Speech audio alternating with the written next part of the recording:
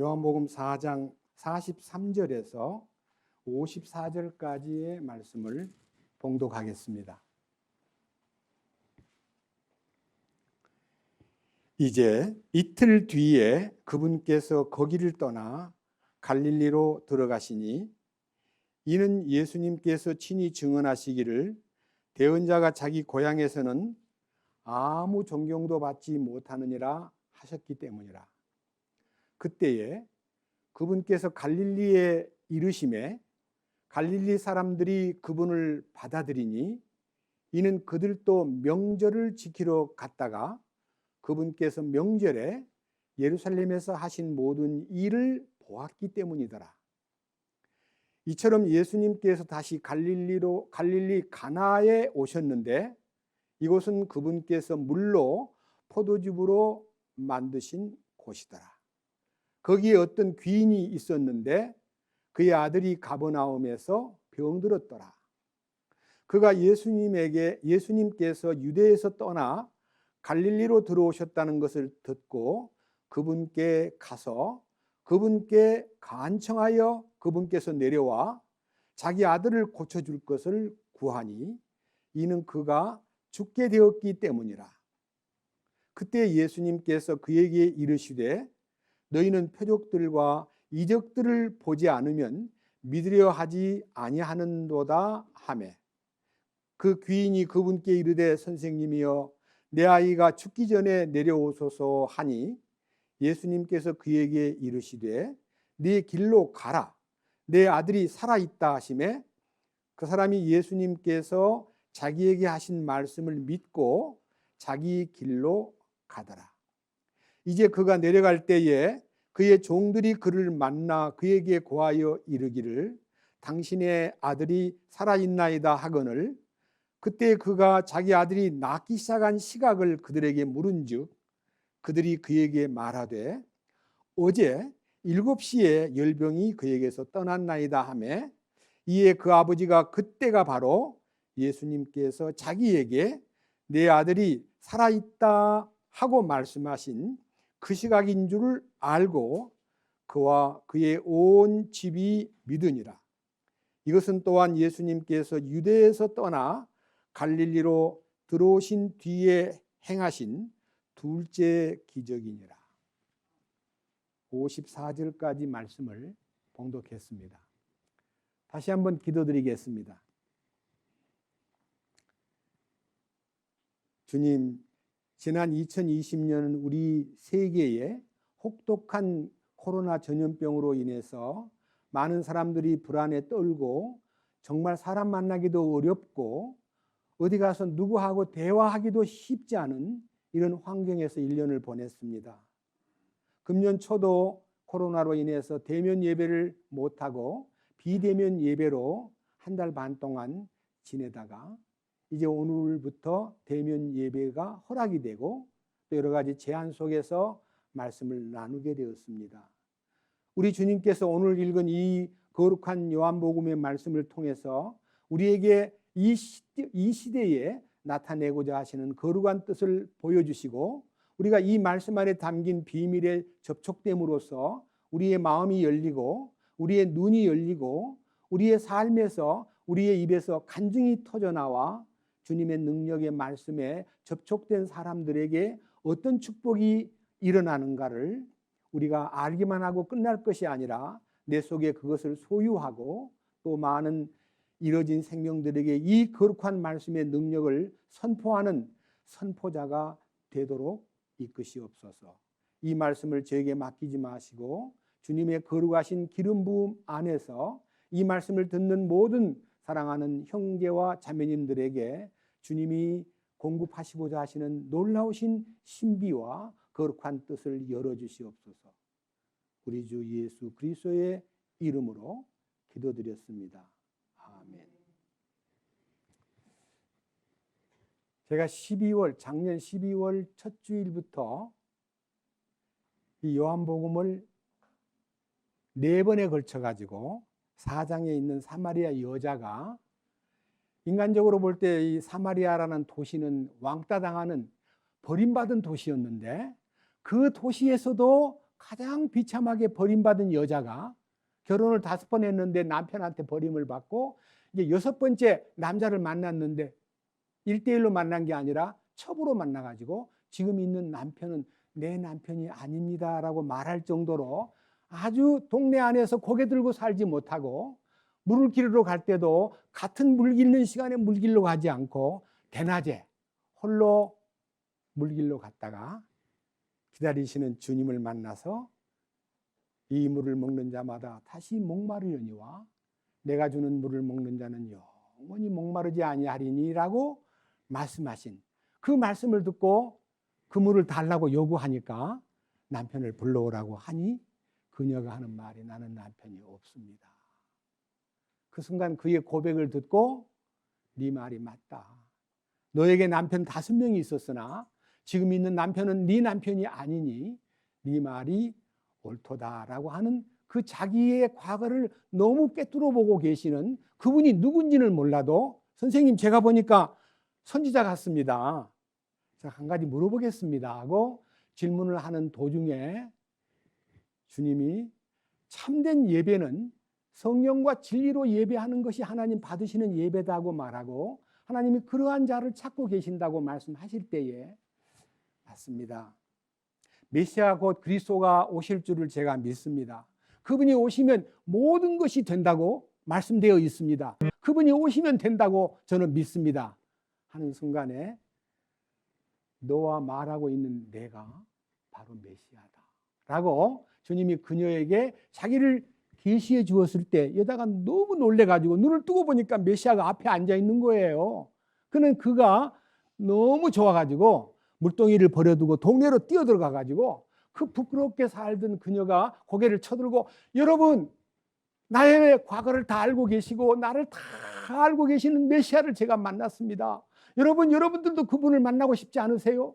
라고 소리치는 바람에 동네 사람들이 전부 다 몰려와가지고 예수님을 만나는 순간에 사마리아에 기적이 일어났습니다.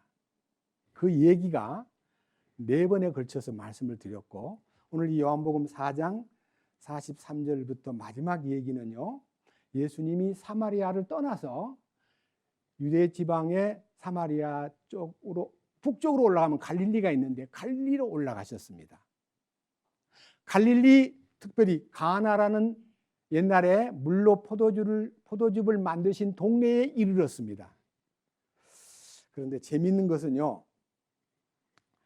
예수님이 이 대언자가 자기 고향에서는 아무 존경도 받지 못한다는 말을 하셨을 때에 사실은 예수님이 갈릴리에서 복음을 선포하시고 출발했는데 그 출발점에서도 많은 동네 고향 사람들이 예수님을 요셉의 아들로 취급하고 갈릴리에서 무슨 선한 것이 나겠느냐 하면서 예수님을 배척했는데 45절에 보니까 그때 그분께서 갈릴리에 이르심에 갈릴리 사람들이 그분을 받아들이니 이는 그들도 명절을 지키러 예루살렘에 올라갔다가 그분이 예루살렘에서 하신 모든 일을 보았기 때문에 그분은 보통 사람이 아니야.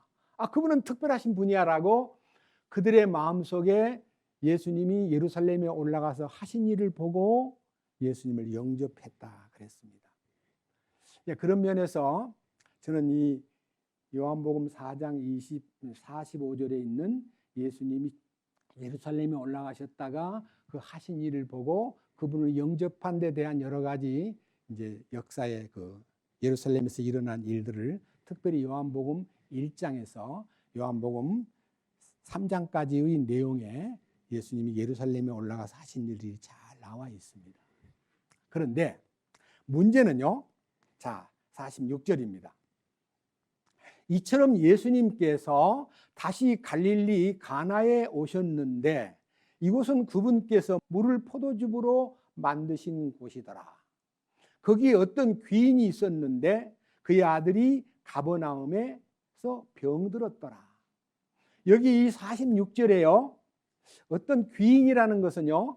이제 성경에서 다른 성경을 이렇게 비교해 보면 여기는 우리 귀한 분이다라는 것으로만 표현이 되어 있지만은 사실은 개역 성경에서나 다른 번역에서 대부분 왕의 신하라고 돼 있고, 그 다음에 천주교 성경에서는 왕의 관리자라, 왕의 어떤 그 집안의 관리자, 다시 말하면 재정을 담당하고 살림을 맡아서 하는 관리자가 가나에 있었다.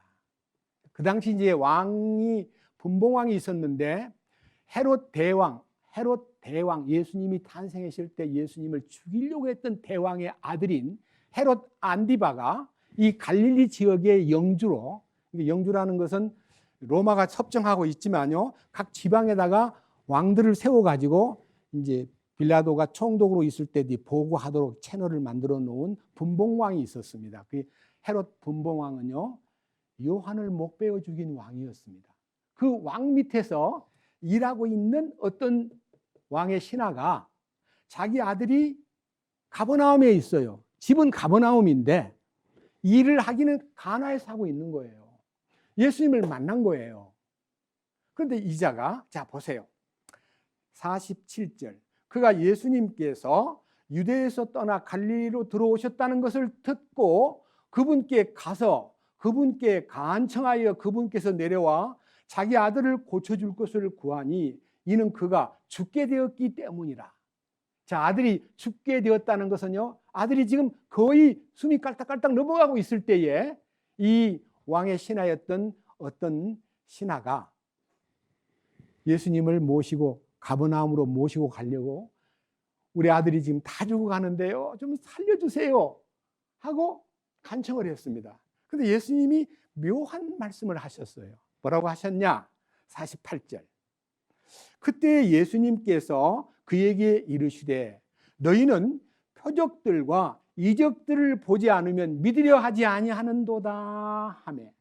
사람들이요, 그냥 믿으라면 잘 안 믿으려고 그래요. 무엇인가 신기한 표적과 어떤 이적을 보면 믿을만 하신 분이구나, 믿어야 되겠다 하고, 사람들은 눈에 보이는 어떤 신기한 기적을 보면은 믿음이 생기고, 그러지 않으면 보통 믿을 필요가 없어, 아무 가치가 없어, 뭘 믿어, 이렇게 이제 여기 계신 여러분들도 대부분 다 예수 믿게 된 동기를 물어보면 대부분 다 뭔가가 자기한테 어떤 기적이 오거나 변화가 오거나 병 고침을 받거나 아니면 어떤 위험한 경지에서 건진받은 일이 있을 때 믿을 마음이 생기지, 그냥은 잘 안 믿습니다.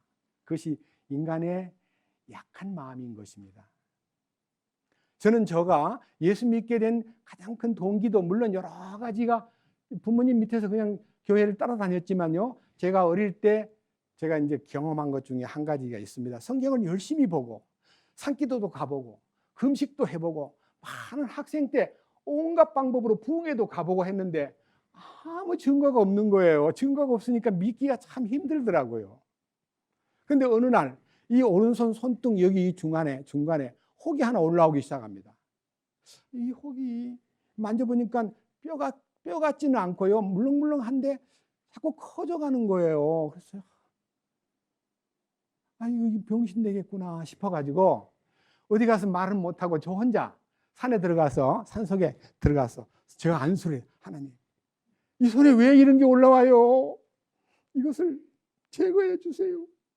저는 병원에 갈 돈도 없고요, 도와주세요. 믿습니다 하고 손등에 제가 손을 얹고 간절히 기도를 했습니다.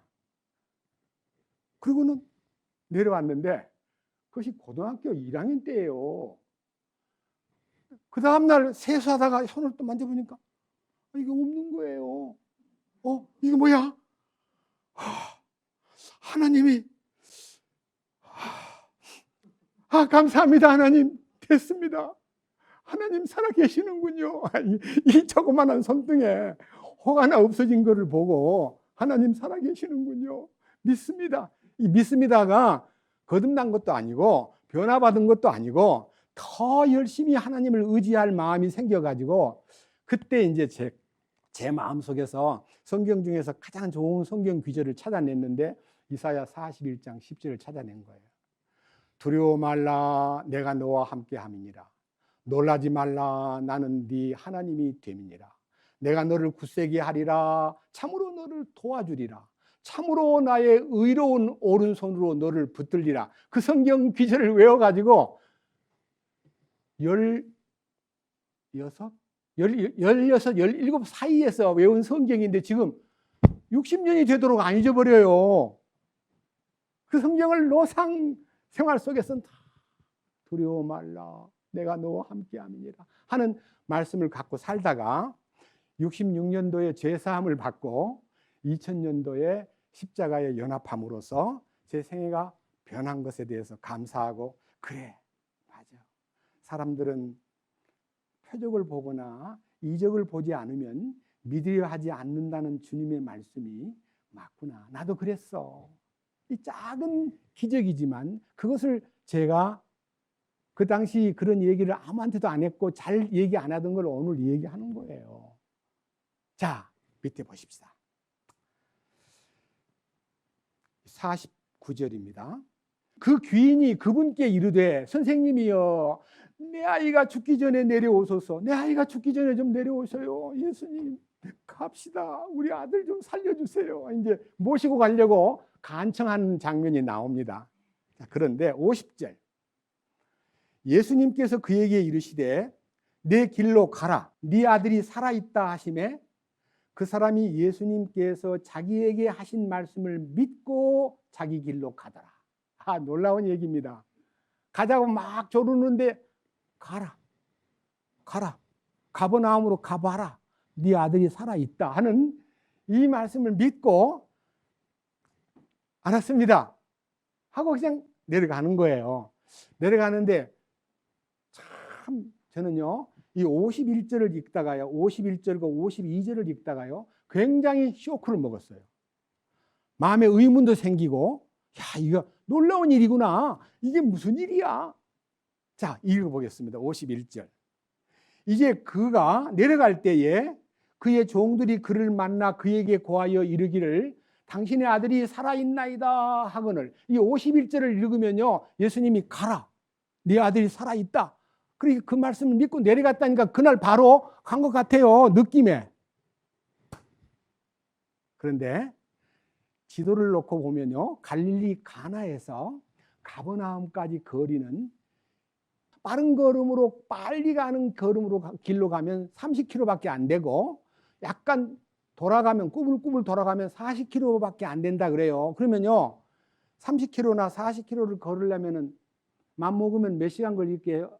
빨리 가는 걸음으로? 예? 8시간 걸려요? 그렇게 많이 걸려요?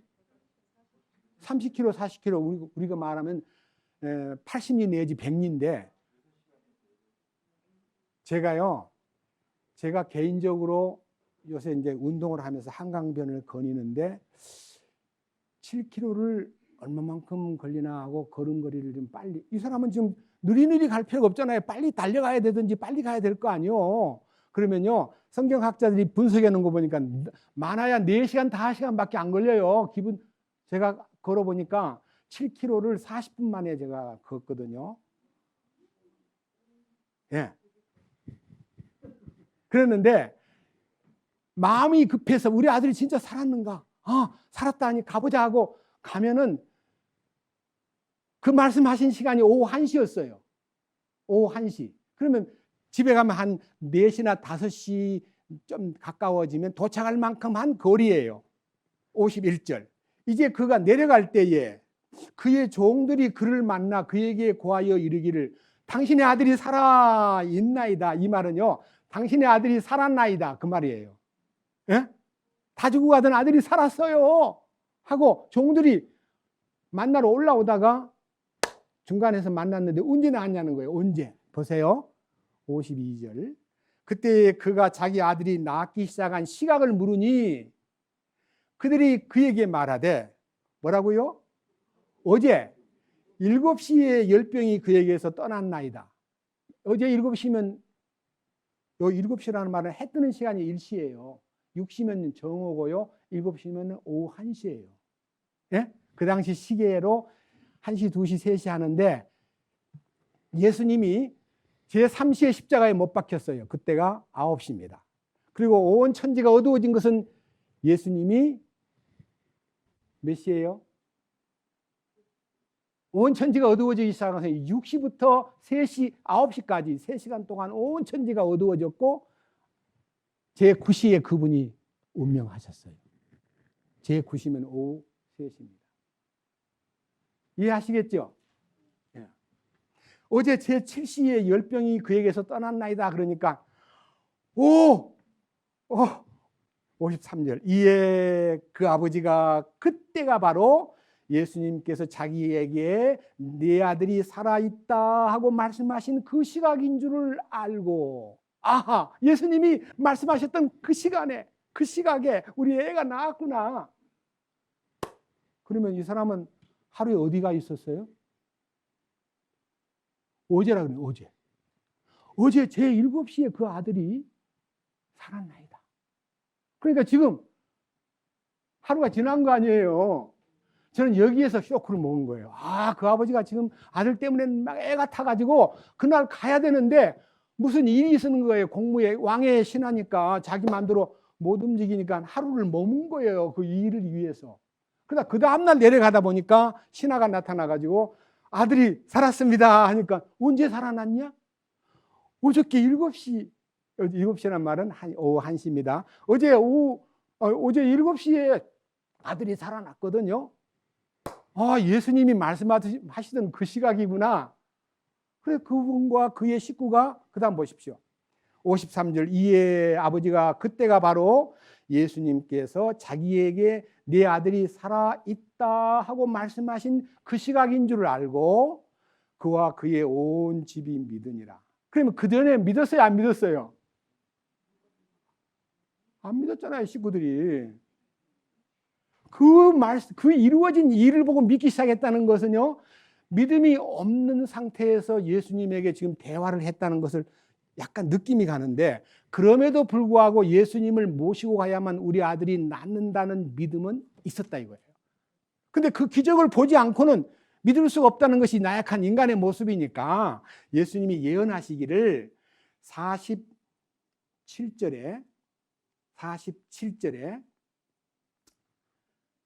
그가 예수님께서 유대에서 떠나 갈릴리로 들어오셨다는 것을 듣고 그분께 가서 그분께 간청하여 그분께서 내려와 자기 아들을 고쳐줄 것을 구하니 이는 그가 죽게 되었기 때문이라. 그때 예수님께서 그에게 이르시되 너희는 표적들과 이적들을 보지 않으면 믿으려 하지 아니하는도다 하며. 이 말을 들으니까 너는 지금 믿음이 없어. 그러나 네가 네 아들이 살아나는 것을 보면 그때 너는 믿게 될 거야 라고 말씀하신 거예요. 맞죠? 자, 그렇다면요, 오늘 우리 인간은 너무나 나약하기 때문에 어떤 증거를 보고 어떤 이적을 보거나 어떤 능력이 나타나는 것을 보고 믿음이 생기는 거예요. 저는요, 오늘 설교 제목을 가버나움에 나타난 두 기적, 이 얘기를 읽다가 제가 이제 한 달 반 동안 비대면 설교를 하기 때문에 요한복음을 이제 전반부는 4번 하고 나서 4장을 4번 하고 나서 이 5번째 이 메시지를 전하기 위해서 묵상을 한 주간 하다가 이제 더 이상 설교를 못 하니까 이걸 놓고 기도를 했어요. 주님, 이 사람이 말씀을 믿고 집에 갔는데 말씀하신 그 순간에 이 아들이 살아났다는 것을 듣고 그와 그의 온 집이 믿었다 그러는데 예수님을 만나자마자 자기 집으로 모시고 가려고 하던 그 간절한 마음이 이 사람 속에, 이 왕의 신하라는 것은 직분이 있는 분이기 때문에요, 체면도 있고 위신도 있기 때문에 꼭 니고데모가 밤중에 예수님을 찾아오듯이 이 사람도 사람들 틈 사이에서 함부로 처신하기가 어려운 위치에 있는 분이에요. 그런데 저는요, 누가복음 7장을 읽다가 이 답을 얻은 거예요. 한번 누가복음 7장으로 한번 가보겠습니다. 1절. 이제 그분께서 백성이 듣는 데서 자신의 모든 말씀을 마치신 뒤에 가버나움으로 들어가시니라. 어떤 백부장에게 사랑하는 종이 있었는데 그가 병들어 곧 죽게 되었더라. 그가 예수님에 대하여 듣고 유대인들의 장로들을 그분께 보내어 그분께서 오셔서 자기 종을 고쳐주실 것을 그분께 간청하며 그분께서 예수님께 나와 절박하게 그분께 간청하여 이르되 그를 위해 이 일을 하시는 것이 그에게 합당하니이다. 그가 우리 민족을 사랑하고 또 우리를 위하여 회당을 지었나이다 하니. 자, 여기에 백부장이 나옵니다. 그 로마 사람입니다. 로마에서 파송받은, 소위 말하는 로마의 네로 황제가 통치하는 영역에다가 군대를 주둔하는데, 가이사라에 주둔하는 군대가 있고 갈릴리에 주둔하는 군대가 있고, 그 군대 안에 백부장이라는, 백부장, 100명의 신하를 거느린 장이니까 오늘날 우리나라의 위상으로 보면 중대장 정도 되는 사람이에요. 오히려 중대장은 별로 힘이 없어 보이지만요, 이 백부장은 굉장히 힘이 있어 보이는 것이 성경 여러 군데 있는데, 성경에서 백부장이 나오는 이 내용이 한 3번 나오는데요, 많이 나오지만 중요한 것만. 첫째는 여기 이 누가복음 7장에 있는 백부장, 그리고 예수님 십자가에 못 박히실 때 현장 감독 백부장, 예수님 마지막 돌아가신 운명을 보고 하는 말이 그분은 진실로 하나님의 아들이었군요 라고 고백한 백부장.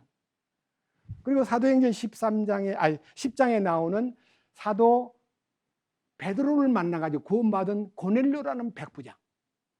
근데 이 백부장은요, 그가 우리 민족을 사랑할 뿐만 아니라 우리를 위해서 회당을 지어 주었습니다. 야, 군인이요, 이 로마 군인은 착취하기에 능하고요, 이 저희 말하는 지배를 당하는 민족들한테 막 갈취하고 돈도 뺏고 자기 월급 갖고는 부족하다고 느끼니까 그 나라에 와서 막 얻은 부자를 만나면 돈을 뺏는 것이 할 일인데, 이 사람은 자기 돈을 들여가지고 유대인들이 모이는 시나고그, 회당을 지어준 거예요. 회당.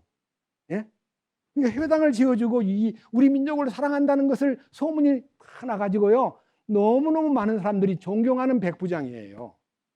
그런데 이 사람이 아들이 병들었는데, 자기 종이 병들었는데 그 신하를 치료받게 하려고 그 동네 사는 장로들한테 얘기해가지고 예수님한테 가셔가지고 좀 제 사정을 좀 얘기해 주세요. 자기가 못 간다는 거예요. 근데 왜 못 가는가 하는 것은 이유가 있습니다. 자, 보세요. 3절. 그가 예수님에 대하여 듣고 유대인들의 장로들을 그분께 보내어 그분께서 오셔서 자기 종을 고쳐주실 것을 그분께 간청하며, 이에 그 장로들이 간청하여, 절박하게 간청하여 그를 위해 이 일을 하는 것이 합당합니다. 그분은 우리 민족을 너무 사랑하고 우리를 위해서 회당도 지어주었습니다 라고 이제 간절하게 예수님에게 이제 간청했는데, 간접적으로 간청을 한 거예요. 예수님이 6절에 이에 예수님께서 그들과 함께 가시더라. 이제 그분께서 그 집에서 멀지 않은 곳에 이르렀을 때에 백부장이 친구들을 그분께 보내어 그분께 이르되, 주여 친히 수고하지 마옵소서. 주께서 내 지붕 아래 들어오심을 내가 감당할 자격이 없나이다. 그 얼마나 놀라운 일이. 처음에는 장로들을 보내서 예수님을 초청하게 해놓고는요, 오신다는 소식을 듣고 친구를 보내가지고 오시지 않아도 될 것 같아요. 너무나 예수님은 능력이 많으시니까요, 말씀만 하시면 됩니다. 이 사람은 믿고 있는 거예요. 믿고. 예? 기적을 보고 믿는 사람이 아니고 마음에 믿고, 이방인 백부장인데 믿고 있는 거예요. 뭐라고 말하냐 하면요, 7절. 그러므로 자신이 주께 나아갈 자격도 없는 줄을 생각하여 싸운즉 오직 한 말씀만 하옵소서. 이 한 말씀만 하옵소서라는 히브리 헬라어의 로고스라는 단어가 사전을 찾아보니까 단순하게 워드라는, 말씀이라는 말만 아니고 다른 단어로 코맨드라는 단어는 명령이에요. 명령. 말씀만 하옵소서 하는 말이 아니라 명령만 내리소서, 그런 뜻이에요. 놀라운 얘기입니다. 명령만 내리소서. 왜? 8절. 나도 권위 아래에 있는 사람이며, 나도 로마의 황제인 네로의 권위 아래에 있고, 또 내 아래에도 군사들이 있어 내가 이 사람들을 가라 하면 가고 저 사람들을 오라 하면 오고, 또 내가 내 종들로 이것을 하라 하면 그것을 합니다. 명령만 내리소서. 명령만 내리면 됩니다. 이게 놀라운 얘기를 하는 거예요. 우리 주님이 그냥 감동을 받으신 거예요. 기적을 보고 믿은 게 아니라 말씀만 하세요. 그러면 내 하인이 낫겠습니다. 밑에 보십시오. 9절 예수님께서 이것들을 들으시고 그로 인해 놀라사 주위를 돌아보시며 자기를 따르던 사람들에게 이르시되 내가 너희에게 이르노니 이스라엘에게서 이렇게 큰 믿음은 내가 결코 보지 못하였노라 하시니라. 보내어진 자들이 집으로 돌아가 보매 앓고 있던 종이 온전하게 되었더라. 오실 필요가 없습니다. 말씀만 하십시오. 나는 군인입니다. 명령에 죽고 명령에 사는 사람입니다. 내 부하도 내 명령하면 따라갑니다. 가라 하면 갑니다. 오라 하면 옵니다. 하라 하면 합니다. 말씀만 하시옵소서. 그러니까 예수님이 가라 그러니까요. 그 순간에 자기 사랑하는 종이 치유를 받았습니다. 이 사건이요. 아까 읽었던 요한복음 4장에 있는 어떤 귀인의 아들의 사건하고 시차가 어디에 있는가를 제가 조사를 해보니까요. 이 누가복음 이제 7장에 이르기 전까지의 예수님의 행적을 한번 보십시다. 앞으로 넘겨봐요. 3장. 자, 3장 1절. 예수님이 요한에게 침례를 받으러 가는 장면이 요한복음 3장 1절에서부터 그 다음에 22절까지의 내용에 예수님이 공생의 출발점에서 침례받는 장면이 나옵니다. 한 장 넘겨보세요. 4장. 예수님이 광야에 나가서 사탄에게 시험받는 장면이 4장 1절로부터 13절까지 나타납니다. 그 다음에 4장 14절에 예수님께서 성령의 권능을 입고 갈릴리로 나타나사 그분의 명성이 주변 온 지역에 두루 퍼지고 그리고 회당에서 가르치고 많은 사람을 이제 복음을 선포하는 내용이 나오는데 특별히 한 장을 넘겨보세요. 5장입니다. 5장 1절에서부터 5장 16절까지 예수님이 제자들을 부르는 중에 그 중에서 베드로와 요한과 야고보를 불러서 제자를 삼고 5장 27절에 세리 마태를 불러가지고 이 제자를 삼는 장면이 나오고 그 다음에 6장 13절에 12제자를 이제 다 뽑아가지고 임명하신 그 임명이 6장 13절 날이 밝음에 12를 택하시고 그들에게 사도라는 이름을 주셔가지고 사도 중에 베드로, 요한, 안드레, 야고보, 빌립, 바돌로메, 마태, 도마, 또 다른 야고보, 그 다음에 시몬과 유다와 가룟 유다 이렇게 12명의 제자를 임명하신 것이 나옵니다. 이게 예수님이 복음 공생애의 복음을 전하는 데 있어서의 초장에 일어난 사건입니다. 자, 그다음 어디로 가시냐? 20절 누가복음 6장 20절 예수님의 설교가 시작됩니다.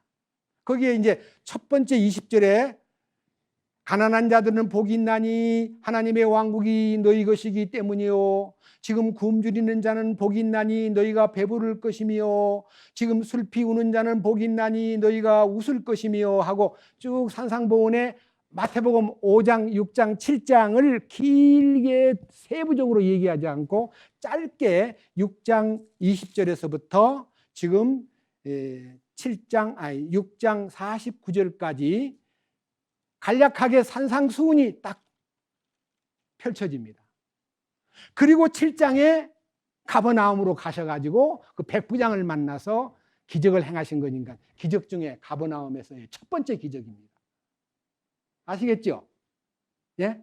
그러니까 이 갈릴리 가버나움에서 일어난 백부장 하인이 그 백부장의 믿음으로 가라 명령만 내리소서 하는 명령을 받고 집에 가보니까 병이 나았다는 이 놀라운 얘기가 본인이 예수님을 찾아간 게 아니라 본인을 신뢰하던 당시의 유대인들 중에 장로님들과 동네의 친구들이 그를 예수님에게 보내가지고 그들을 통해서 예수님의 놀라운 예수님은 이스라엘 땅에서 이렇게 큰 믿음을 내가 만나보지 못했다고 하는데 이 사건이 단순하게 숨어서 일어난 사건이 아니라 7장 자, 7장 16절입니다. 누가복음 7장 16절과 17절을 보면은요, 그 일이 어떻게 퍼져나갔냐 하면요, 모든 사람에게 두려움이 임함으로 그들이 하나님께 영광을 돌리며 이르되 큰 대언자가 우리 가운데 일어났다 하고 또 하나님께서 자신의 백성을 찾아오셨다 하더라. 하나님께서 자신의 백성을 찾아오셨도다. 큰 대언자가 나타났도다. 17절. 그분에 대해, 예수님에 대한 이 소문이 온 유대와 그 주변 온 지역에 두루 퍼짐에 요한의 제자들이 이 모든 일을 그에게 알리니라. 예수님의 소문이 온 유대 지역과 갈릴리 온 지역에 두루 퍼졌다는 말은, 이 소문을 누가 들었느냐?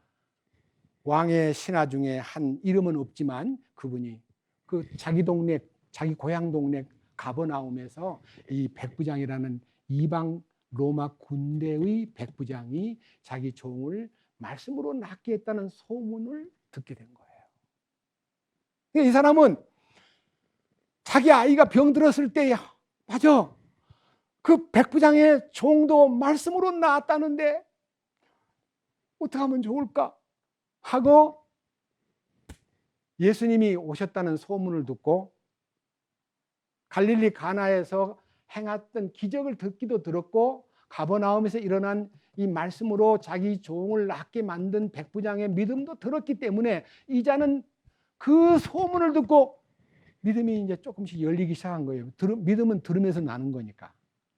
그래가지고 이제 아들을 낳게 해달라고 부탁을 했을 때에 예수님이 가라, 네 아들이 살았다는 말을 듣고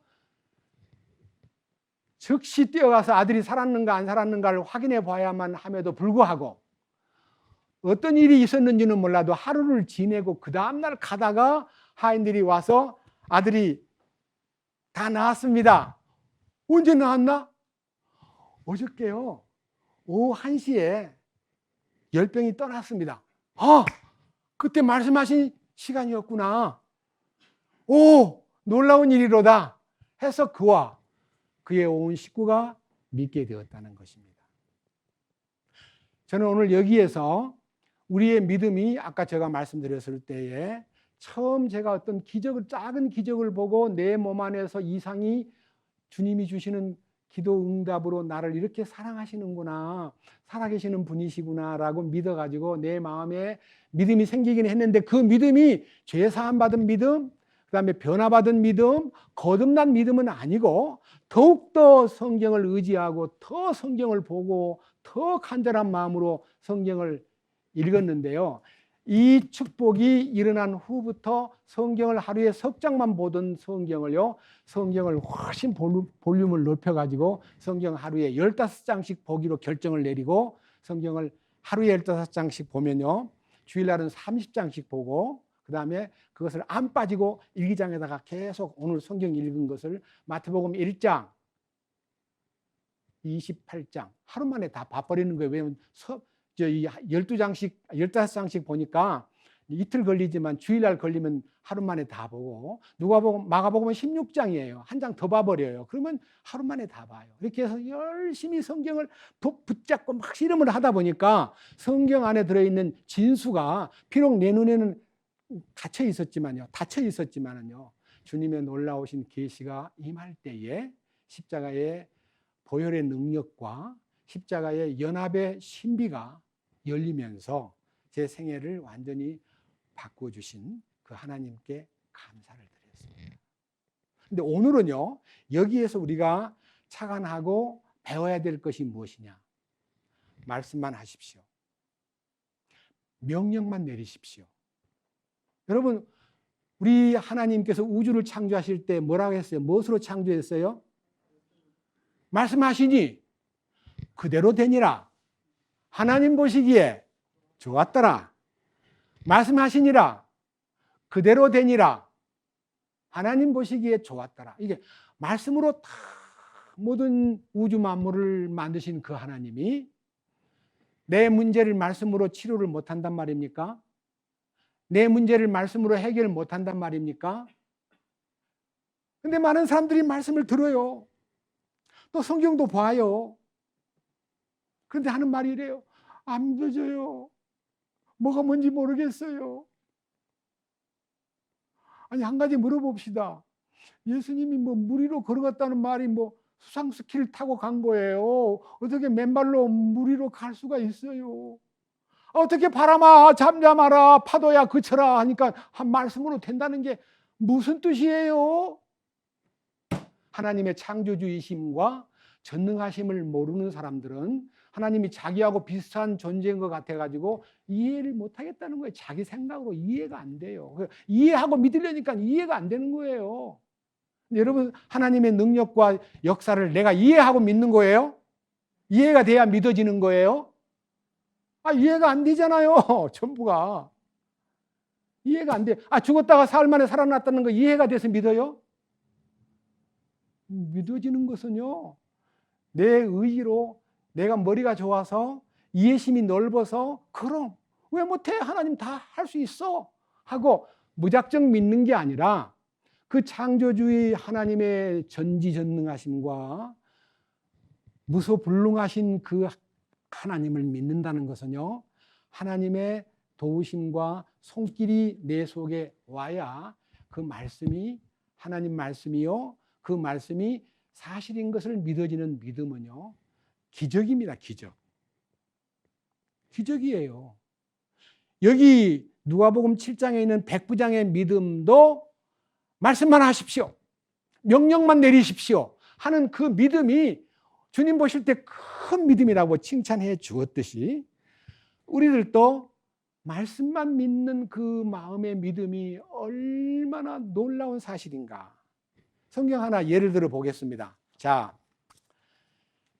시편 119편을 보겠습니다. 시편 119편.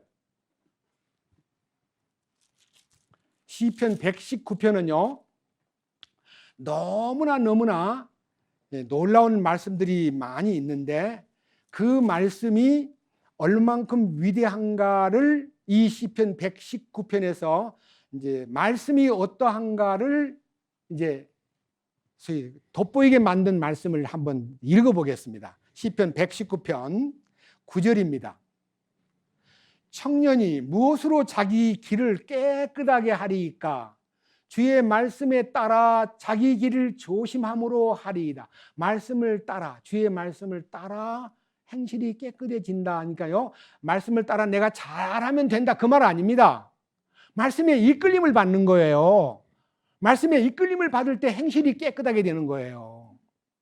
내가 말씀을 보고 그대로 해야겠다고 행동을 잘해가지고 깨끗해지는 게 아니라 말씀에 이끌리면 어디로 가냐?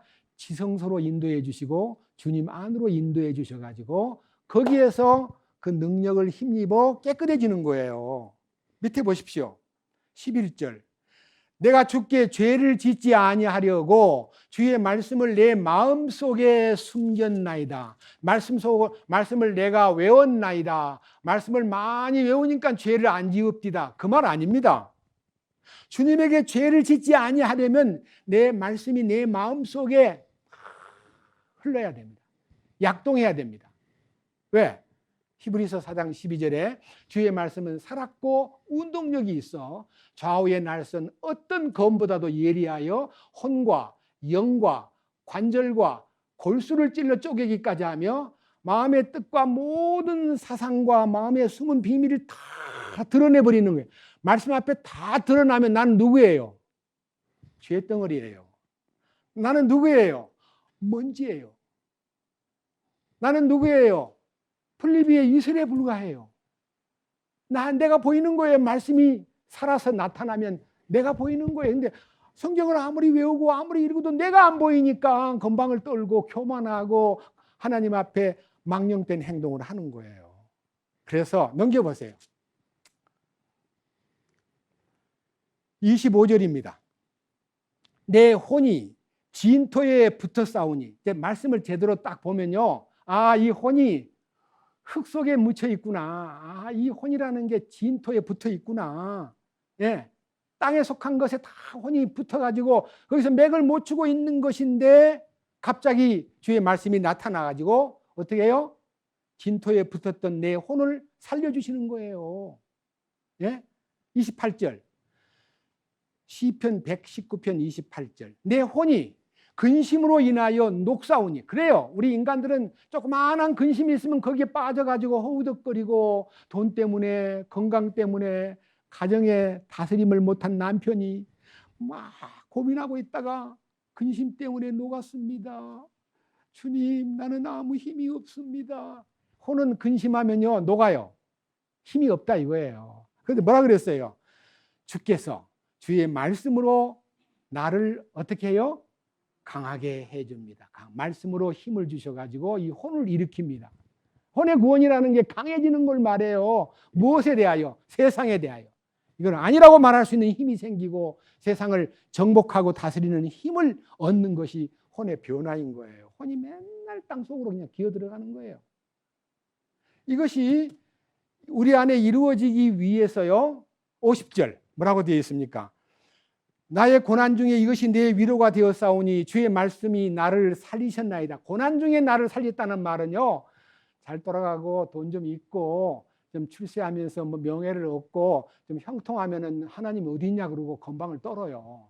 근데요, 갑자기 불이 났다든지 뭐 갑자기 사업이 망했다든지 부도가 났다든지 갑자기 막 어려움 속에 푹 빠지면요, 뭐라 그래요? 예? 주님, 나는 아무것도 아닙니다. 그 순간 주님이 말씀을 통해서 나를 살려주시는 거예요. 전부가 다. 그래서 67절. 고난당하기 전에는 내가 길을 잃었사오나. 고난당하기 전에 길을 잃었다는 말은요, 형통하고 잘 돌아갈 때 길을 잃은 게 아니라 길을 아예 찾지도 않아요. 자기 길이 막 최고인 줄 알고 형통한 길에 서서 그걸로 감사하다 그래요. 그런데 고난을 당하고 망하고 어려워졌을 때에 길을 잃었던 그가 주님께 돌아와서 주님이 이끄시는 그 말씀을 따라서 살아갈 수 있도록 마음에 확신이 생기는 거예요. 뭐라 그럽니까? 고난당하기 전에는 내가 길을 잃었습니다. 근데 주의 말씀을 통해서 내가 이제 인도를 받고 말씀을 지킬 수 있게 되었습니다. 71절 고백합니다. 고난당하기 전에는 고난당한 것이 내게 유익합니다. 이로써 내가 주의 법규를 배우게 되었나이다. 고난당하기 전에는요, 자기가 길을 잃었다가 주의 말씀을 통해서 고난당한 것이 내게 유익이었네요. 참 감사합니다. 나를 망하게 해주신 주님 감사드립니다. 그래서 우리 가운데도 좀 이게 노골적인 사람은요, 너무 뻣뻣한 식구 중에 하나가 누군가 남편이든 아내든 둘 중에 너무 강팍하게 세상을 좋아하면요, 주님, 저 사람 하는 일 좀 망하게 해주세요. 이렇게 기도한대요. 근데 참 너무 가혹한 얘기 아니에요? 자기 사랑하는 아내가 뭐 하고 있는데 망하게 달라고 한다고 되겠어요? 그거는요, 너무 가혹한 기도지만은 주님이 그래, 네가 고난을 통해서 얻었기 때문에 네 집사람도 고난을 통해서 얻어질 것을 기대하다 보니 그런 기도까지 했구나 하고 귀엽게 봐주시는 건 맞습니다. 근데 우리가 생각할 때 너무 가혹해요. 제가 여기 계신 어떤 사람을 놓고 하나님 그 자매 망하게 해주십시오. 쫄딱 망하게 해주십시오. 그렇게 기도한다면 저주잖아요. 근데 하나님이 그 고난을 허락했을 때 되는 거지. 우리가 기도해가지고 하나님이 그래 내가 그 사람 망하게 해줄게 그렇게 하시는 분이 아니에요. 망하게 해도요, 안 돌아오는 사람은 안 돌아와요. 더 강팍해지고. 예? 그죠? 순수하게 믿음을 가진 욥은 망하게 되었을 때 하나님 주신 분도 하나님이시고 가져가신 분도 하나님이시오며 내가 빈손으로 왔사온즉 빈손으로 돌아갈 것을 믿습니다. 맞습니다 하고 이제 감사했는데 그 아내는 너무 화가 나니까 여보, 그 무슨 믿음을 그 순전함을 지키려 그러세요? 하나님을 욕하고 죽어버려요. 자살해버려요. 이렇게 못되게 굴던 아내도 욥이 회복되었을 때 그 아내를 버리고 새장가 갔어요. 그 옛날 부인을 불렀어요. 여러분 잘 모르잖아요. 그 못된 아내는 버리고 새장가 갔어요? 아니요. 그녀도 회개하고 그 품으로 들어온 거예요. 왜? 하나님이 짝지어 주신 대상인데 그 못되게 굴었다고 하나님 이 사람 버려야 되겠습니다. 나 새장가 갈랍니다. 그런 사람이 어디 있어요? 회복이 됐는데. 그래서 우리는요, 이 말씀이 내 마음속에서 이렇게 놀라운 일을 하고 나면요, 시편 119편 74절에 이렇게 기록되어 있습니다. 주를 두려워하는 자들이 나를 볼 때에 즐거워하리니. 여기 주를 두려워한다는 말은 옛날 성경에는 경외한다라고 되어 있습니다. 경외. 우러러보고 주님을 섬기는 마음이 두려워하는, 벌벌 떠는 마음 아니고 주님을 참으로 우러러보는 마음을 가진 자를 사람들이 볼 때에 그를 즐거워하면서 나는 주의 말씀에 소망을 두었나이다. 그 다음 밑에 보세요. 81절. 내 혼이 주의 구원을 바라며 기진하오나 나는 주의 말씀에 소망을 두나이다. 내 혼이 구원을 바라며 기진한다는 말은요, 혼의 구원이 이루어지지 않으면 변화가 안 일어나고 하나님 앞에 이 말씀에 깊은 소망이 안 생기는 거예요. 말씀에 소망을 두고 사는 생활이라는 게 혼이 변화가 돼야만 말씀에 집중을 하지, 이 혼은 발광하는 혼이기 때문에 늘 세상을 좋아하고 물질을 좋아하고 쾌락을 좋아하고 잘 먹고 잘 사는 것만 좋아하는 것이 혼이에요. 그 혼이 혼 요구대로 다 내버려두면 그 혼은 멸망으로 갈 뿐이에요. 이 혼이 주님을 사모하고 말씀에 소망을 두고 주님을 향하는 마음이 간절하게 집중되는 사람은, 여기 계신 여러분 가운데도요, 혼의 구원을 받았다 그러면서도요, 평소 생활 가운데 말씀을 사모하는 마음과 여기 81절에 내 혼이 주의 구원을 바라며 기진하오나 나는 주의 말씀에 소망을 두나이다는 이 말씀에 소망을 두되 말씀을 향하는 마음이 간절하되 얼마만큼 간절해야 되느냐? 105절 같이 간절해야 돼. 103절과 105절 읽습니다. 말씀이 시편 119편 103절 주의 말씀이 내 입맛에 어찌 그리 단지요 참으로 내 입에 꿀보다 더 다니이다. 말씀이 꿀맛 같다는 마음을 가진 자가 변화받은 사람의 모습이에요. 말씀이 꿀맛 같다고 느껴야 됩니다. 왜? 이렇게 귀한 말씀을, 주님 감사합니다. 이 말씀이 정말 꿀맛 같아요. 세상에서 가장 맛있는 것이 꿀맛인데 내 이 영 속에 하나님의 말씀이 연결되고 내 혼이 변화를 받으면요, 그 혼의 감각 기능 속에 이 말씀의 맛이 꿀맛같이 느껴지면서 105절 주의 말씀은 내 발에 등불이며 내 길에 빛입니다. 주님 감사합니다. 주님 말씀이 내 입에는 꿀맛 같고 내 발에 등불이요 내 길에 빛이요. 그리고 그 말씀이 내 마음속에서 강하게 이제 밀려오면서, 전에는 내가 말씀을 보아야 되고 말씀을 가까이 해야만 됐는데요, 116절 약속대로 말씀이 나를 어떻게 해요? 주의 말씀에 따라 나를 떠받쳐 주시고, 나를 말씀이 떠받쳐 주시고 나를 살게 하시고 내 소망에 대해서 부끄럽지 않게 해주시는 그 말씀, 이게 말씀이 나를 떠받쳐 주는 거예요. 이게 얼마나 놀라운 능력이에요. 말씀에 약속대로. 전에는 제가 이사야 41장 10절을요, 두려워 말라 내가 너와 함께함이니라 내가 너를 굳세게 하리라 참으로 너를 도와주리라 참으로 나의 의로운 오른손으로 너를 붙들리라는 말씀을 막 제가 딱 붙잡고요, 군대 가가지고 너무 힘들 때도 막 M1총을 놓고 너무 총이 안 맞는 거예요. 주님, 총을 보니까요, 제가 친구들하고 내 총을 M1총을 비교해 보니까 그 총이 크릭이 흔들리고 좀 문제가 있는 것 같아요. 근데 그걸 바꿔달라면 때려요. 그래서 뭐라 하는 거야? 야, 안 되면 막 오조준 해서라도 쏴! 그런데 오조준이 뭐냐면요, 딱 정조준 해가지고 맞추면 안 맞으니까 이걸 살짝 틀어가지고 오조준 하면 맞는다는 거예요.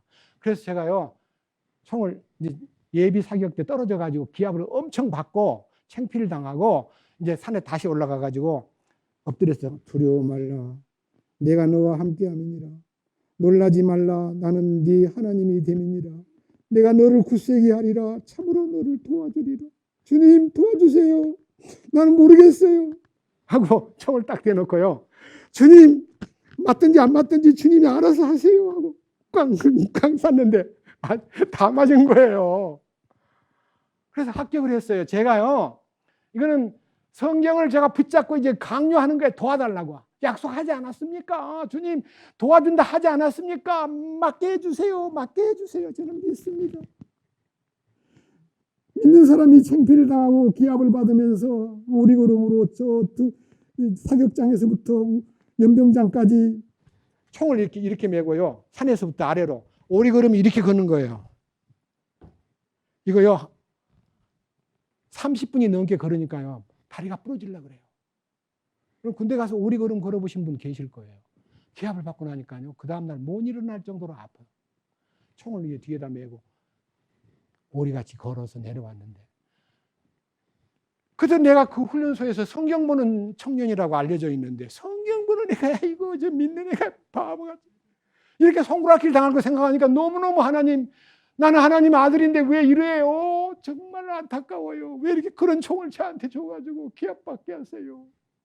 이렇게 어린 시절이지만요, 젊은 시절에 그 성경을 외웠습니다. 근데 지금은요, 성경을 외워가지고 성경대로 해달라고 부탁하는 게 아니라 주의 뜻대로 해주시옵소서. 주님 말씀을 따라 순종하겠습니다. 자, 어떻게 했냐? 전 지금 하고 있는 겁니다. 시편 119편 147절.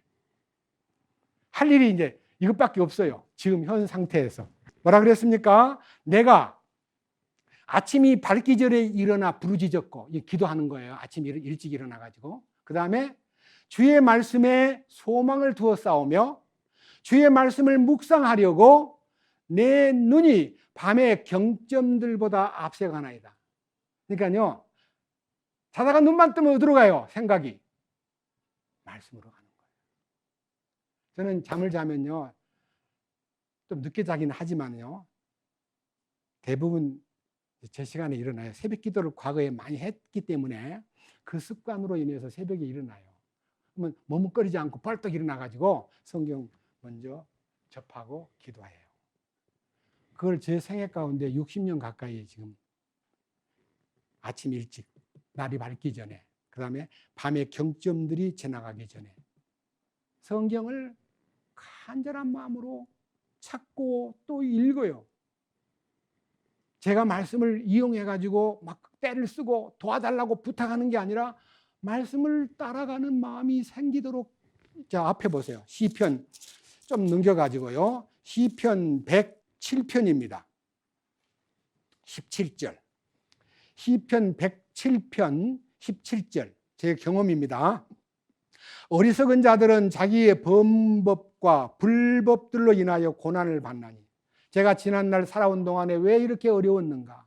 왜 이렇게 힘든 생활을 하는가? 왜 이렇게 왕따를 당해야만 하는가? 왜 이렇게 곤란에 처하게 되는가라고 하는 것에 대한 이유를 잘 몰랐댔는데, 아, 내가 어리석어서 그랬구나. 내가 죄를 지었구나. 그래서 8절에, 18절에 그들의 혼이, 내 정신 상태가 온갖 종류의 음식물을 몹시 싫어하며 그들이 사망의 문들에 가까이 이르느니라. 여기에 혼이 음식을 싫어한다는 말은 두 가지입니다. 혼의 음식이 싫어한다는 말은요, 아무리 맛있는 음식을 놓아도 막 속에서 비위가 상하고 밥맛이 떨어지는 것은요, 정신적인 고통이 있을 때 밥맛이 떨어져요. 그렇게 잘 먹던 음식도 혼의 고통이 착 찾아오면 밥을 먹기 싫을 정도로 괴로워해요. 뿐만 아니라 성경 보는 것도 괴로워져요. 뿐만 아니라 사람들 만나는 것도 싫어요. 그래서 마음이요, 공고한 가운데 떨어지면요, 온갖 종류의 음식을 싫어하고, 그 다음에 밥도 안 먹고 싶고, 친구들도 안 만나고 싶고, 연속국도 안 보고 싶고, 그리고 성경책도 또 안 보고 싶어요. 이렇게 돼가지고 내가 이제 꽉 막혀 있을 때 할 일이 뭐냐? 19절. 그때 그들이 고난 중에 주께 부르짖음에 그분께서 그들의 고통에서 그들을 구원하시되, 주님 손길이 나타나서 나를 구원시키되, 뭐라고 해요? 20절. 자신의 무엇을 보내요? 말씀을 보내어 그들을 고치심. 말씀으로 고쳐요. 그리고 멸망들에서 그를 건져주셔요. 그러니까 말씀을 통해서만 치료를 받고 말씀을 통해서만 건져주시는 거예요. 말씀 아닌 걸로 해결되는 거 아니에요.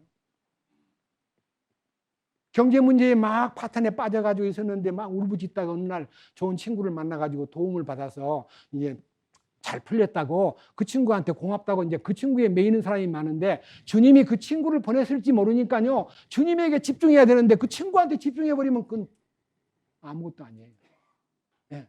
사람한테 집중하면 그건 끝이에요. 주님에게 집중해야 돼. 그래서 주님에게 집중하고 말씀을 통해서 변화가 되고 치료를 받으면요.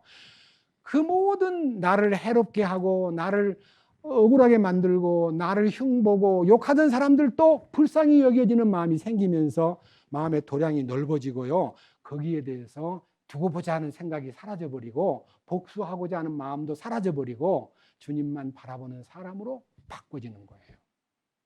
그 일로 인해서 보십시오. 21절 시편 107편 21절 말씀을 보내어 그들을 고쳐주시고 멸망에서 건져주신 결과로 오 사람들이 주의 선하심과 사람들의 자녀들에게 행하신 그분의 놀라운 일들로 인하여 그분을 찬양하기 원하노라. 그분의 놀라운 일들이 뭡니까? 십자가 사건입니다. 주님만 자랑하고 십자가만 자랑하는 거예요. 내가 십자가 외에는 아무것도 자랑할 것이 없습니다. 십자가가 나를 세상에 대하여 십자가에 못 박았고 세상 또한 나에 대해서 십자가에 못 박혀 있음을 믿게 되었습니다 하고 십자가만 자랑하는데 22절 그것이 바로 감사의 희생물로 희생물을 드리며 여기서 말하는 희생물이 내가 희생물을 만들어 가지고 바친 제물이 아니고 주님이 나를 위해서 희생하신 그 희생되심이 나의 제사의 기본이 된다 이 말. 여기에 저는 희생물이라는 단어에다가 십자가를 그어놨습니다. 십자가. 그 십자가가 나의 희생물이 되며 그분께서 행하신 일들을 밝히 보일지어다. 주님을 자랑하고 십자가만 선포하라는 것입니다.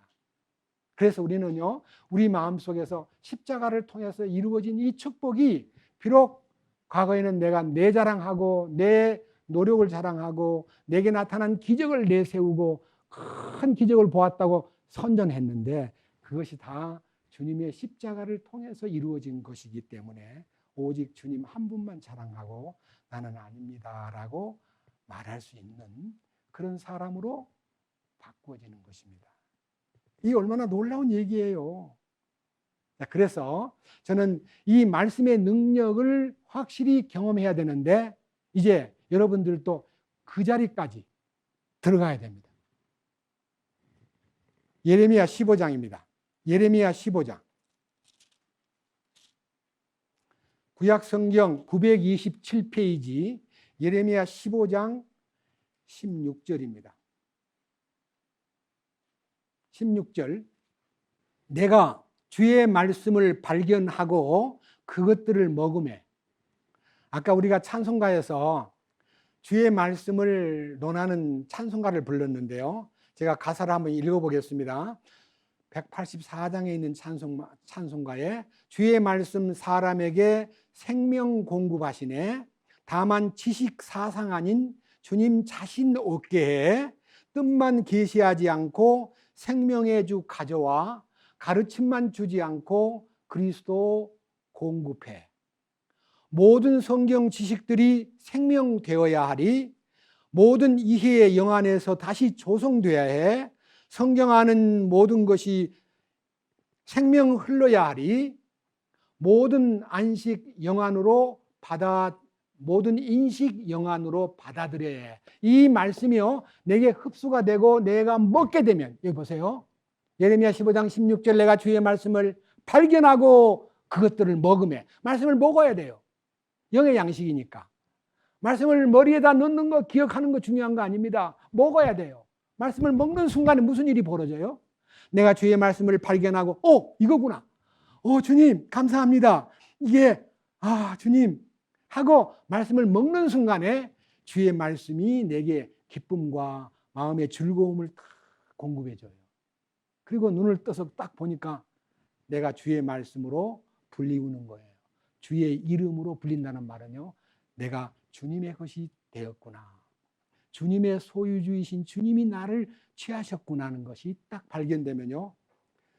이제 제가 조그마한 노트 하나를 이렇게 샀습니다. 그리고 또 하나 노트를 샀는데 집사람이 와서 여보 이거 어디서 났어요? 문방구에서 샀지요. 그래 언제 샀어요? 나 혼자가 샀는데 당신 하나 줄까? 제가 사가지고요, 제 안에다가, 이 안에다가 제 이름을 써놨습니다. 이건 누구 거예요? 제 거예요. 제가 샀으니까. 그죠? 맞지요? 여러분 성경책 하나 사가지고 이 앞에다가 자기 이름 써요, 안 써요? 왜? 내 거니까. 주님이 말씀을 먹은 사람을 너는 내 거야. 이렇게 주님이 딱 결정하시는 거예요.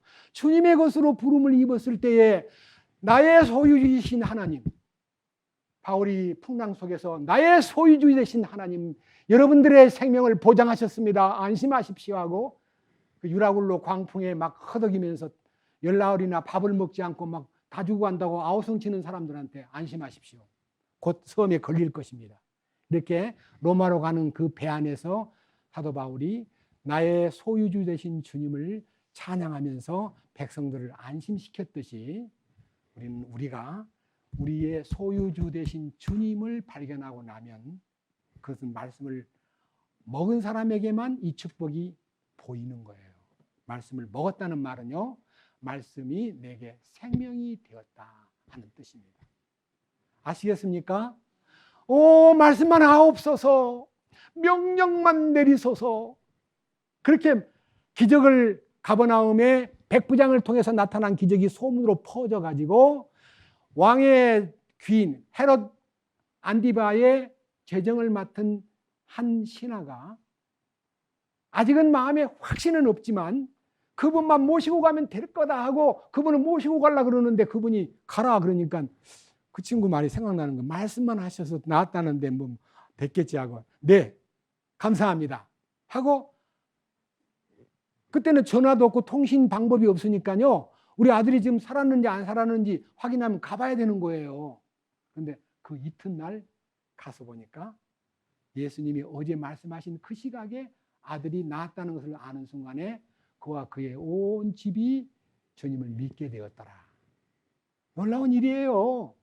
그러니까요, 기적이 나타나기 전에 믿으면 참 좋지만 어떻든 기적이 나타남으로써 믿음을 주시고 그로 하여금 주님을 믿게 하는 이 방법이 여러 가지 인생의 말로 다 못할 고난과 어려움 속에서 주님의 손길이 딱 임했을 때 믿음이 생기면 그 믿음은 영원히 말씀으로 인해서 인침을 받은 사인이 된 창조주 하나님 말씀이 뭐예요? 요한복음 1장 1절 말씀이 계셨는데 그 말씀은 바로 하나님이셔요. 그 말씀 안에 생명이 있어요. 그 생명은 사람들의 빛이에요. 그 빛이 우리들을 이끌어요. 이 놀라운 말씀의 능력이 내 삶 속에 주체가 되고 나는 그 말씀에 의지하여, 쉽게 말하면 여러 성경에 주님이 오셔가지고 고기가 좀 잡혔니? 그러니까 밤새도록 수고했는데 한 마리도 못 잡았습니다. 저 배 오른편에다가 그물을 한번 던져봐라. 뭐라는 줄 아세요? 베드로가 밤새도록 고생하면서 한 마리도 못 잡았는데 말씀에 의지하여 그물을 내리겠습니다 하고 그물을 탁 던졌더니 막 엄청나게 큰 물고기가 153마리가 잡혔는데 2배에 가득 채웠더라 그래요. 어부들은 고기를 못 봐요. 어디로 가고 있는지. 근데 창조주는 고기가 노는 데를 알잖아요. 저 깊은 데로 던져라. 그 고기들이 이동하는 것을 보는 눈은 주님뿐이에요. 근데 요즘에요, 이제 수산대학 안에는요, 어로학과가 있어요. 어로. 고기가 어디로 가는가를 다 탐지하는 탐지기가 있어가지고 이제 물속에 있는 고기가 쫙 때를 지어서 이제 가는데, 이봐, 오늘은 저 근방에서 그물을 내려. 고기가 올 수 있는 그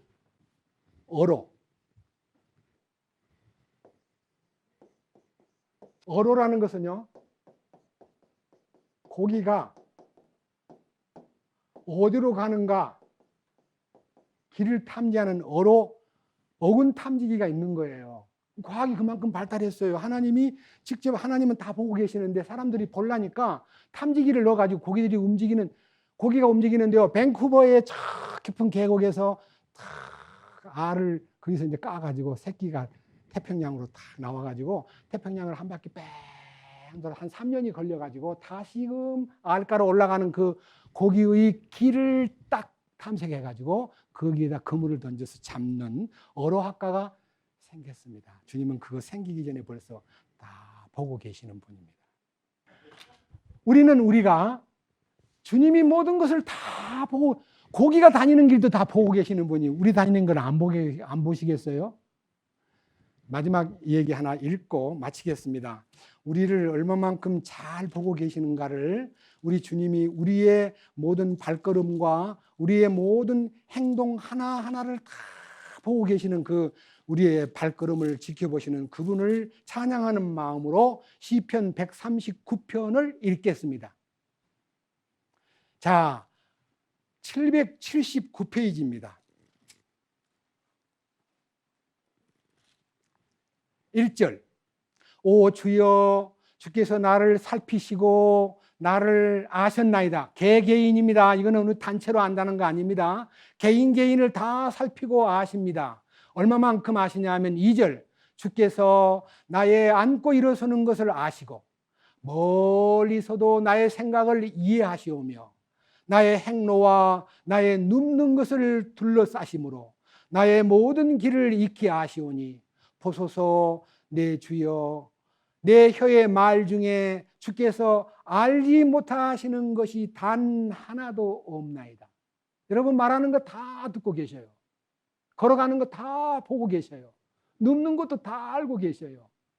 여러분 생각을 다 꿰뚫어 보고 계셔요. 자, 넘겨보세요. 다 보려니까 시간이 없고 개인으로 보세요. 자, 16절 시편 139편 16절. 주의 눈이 아직 불완전한 나의 실체를 보셨으며, 그 말은요, 모태에 아직 사람이 안 돼가지고 이제 막 잉태가 된 이 조그마한 태중에 있는 나를, 여기 보세요. 주의 계속해서 형성된 나의 모든 지체들이, 불완전한 나의 실체와 형성된 나의 모든 지체들이 주의 책에 기록되되 그것들 중에 아직 하나도 존재하지 않았을 때에 기록되었나이다. 오 하나님이여, 주의 생각들이 또한 내게 어찌 그리 보배로우신지요. 그것들을 합친 것이 어찌 그리 큰지요. 내가 그것들을 세려할진대 그것들의 수가 모래보다 더 많나이다. 내가 깰 때에도 여전히 주와 함께 있나이다. 그래서요, 우리의 모든 것을 다 아시는 주님에게 여러분이 이제는요, 무슨 문제가 생기면요, 뭐 누구한테 가서 야 이거 어떻게 하면 좋지 하고 막 다 묻고 막 자문을 구하고 그거 할 필요가 없어요. 저는 제가 누가 상담을 하려고 막 말을 하니 잠깐만요, 죄송합니다, 저한테 얘기하지 말고 그렇게요 주님 앞에 딱 털어놓고 얘기 한번 해보세요. 그래도 돼요? 그럼요. 그 당신이 하고 싶은 얘기를 나한테 하지 말고 그분에게 다이렉트로 하세요. 감사합니다 하는 사람도 있고요. 좀 운운하려고 그러는데 왜 이렇게 안 들어주려고 그러세요? 나는요 들어도 잘 해결을 못하거든요. 주님이 해결자예요. 시편 139편 집에 가서 더 세밀히 읽어보시면 은혜가 되고, 말씀에 의지해서 우리 자신들이 주께 맡기는 로마 군인인 백부장의 믿음처럼 말씀만 해 주십시오. 명령만 내려 주세요. 예, 가라 내 아들이 살아났느니라. 네 알았습니다 하고 가다가 하인이 와서 아들이 다 나았거든요. 언제 나았니? 어저께요 1시에요. 그래? 그때 예수님이 말씀하신 때였구나. 말씀하시니까 그대로 됐잖아요. 우리는 그 능력 있는 주님이 내 곁에 지금도 계신다는 걸 믿을 때 우리 신앙이, 나도 백부장처럼 그 가나에 살고 있던 왕의 귀인처럼 예수님을 직접 만나면 참 좋으련만 그 만날 길이 없어. 말씀을 통해서 우리에게 만남의 길을 열어놨기 때문에 여러분이 말씀을 가까이 하면요, 주님이 나를 가까이 하는 자에게 내가 가까이 있겠다 하고 약속했습니다. 주님을 찬양합니다. 주님 감사합니다.